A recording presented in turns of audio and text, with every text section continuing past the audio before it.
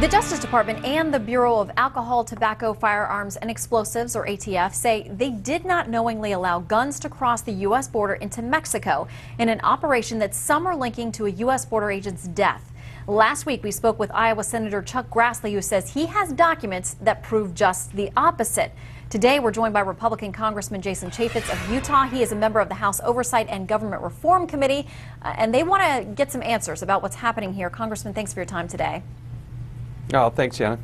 All right, well, the chair of that committee, Issa, Congressman Issa, has said that he will hold the ATF in contempt if he does not get some answers. Has any new information been forthcoming to you?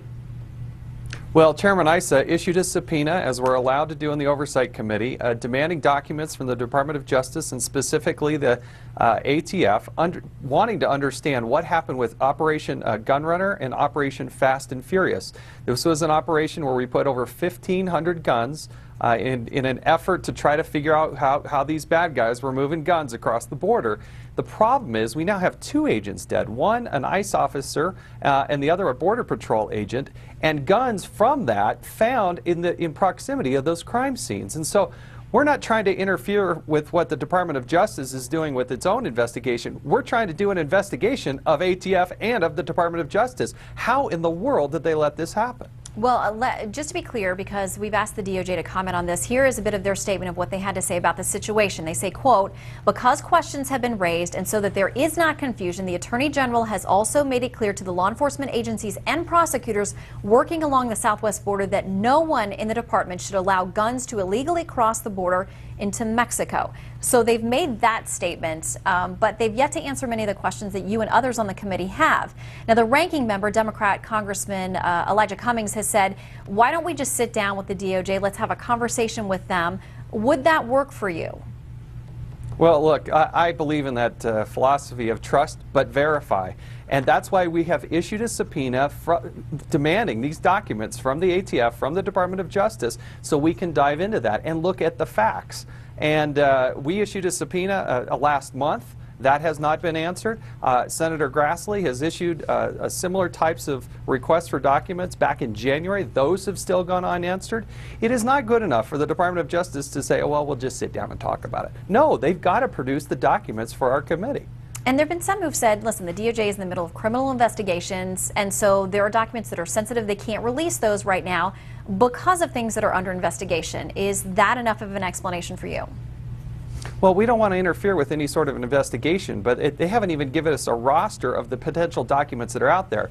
And the reason that we know so much about this is we have some brave whistleblowers within the agencies that have provided us some of these documents. So we have good reason to suspect that this is a little bit more complex, and it actually sends up a lot of flashing red lights when the Department of Justice hasn't given us anything. I mean, they haven't given us anything at this point, and that's just not acceptable, and why we're on the verge of having to hold them in contempt, or at least the contempt proceedings move forward, because you just can't ignore a subpoena. That's not the way our nation works. And Senator Grassley mentioned last week that he has gotten a hold of, you mentioned documents, he mentioned a number of emails that came from people who were actually selling firearms somewhere near the U.S. border with Mexico, and that they were concerned, that they raised their objections to ATF agents, and of course that's the agency that gives them the license to sell their guns, so they're in sort of a precarious position there, but saying that they were telling government officials, we are very worried about what's going to happen to these guns. Some of us have friends that are border agents, and we're very worried they'll be used against them. Have you seen those emails? What's your impression of those?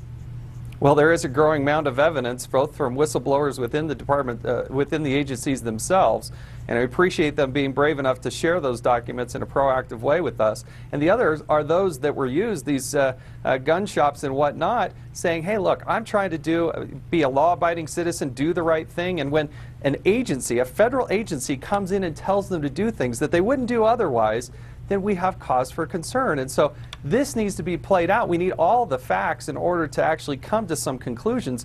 But now we've got this wall put up by ATF and the Department of Justice saying, no, you can't look at this. And yes, we can. That's why we are the Oversight Committee, and that's the role and function that we serve as an equal co-branch of government.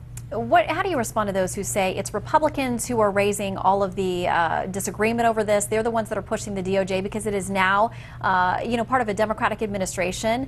The Attorney General, of course, was put there by President Obama.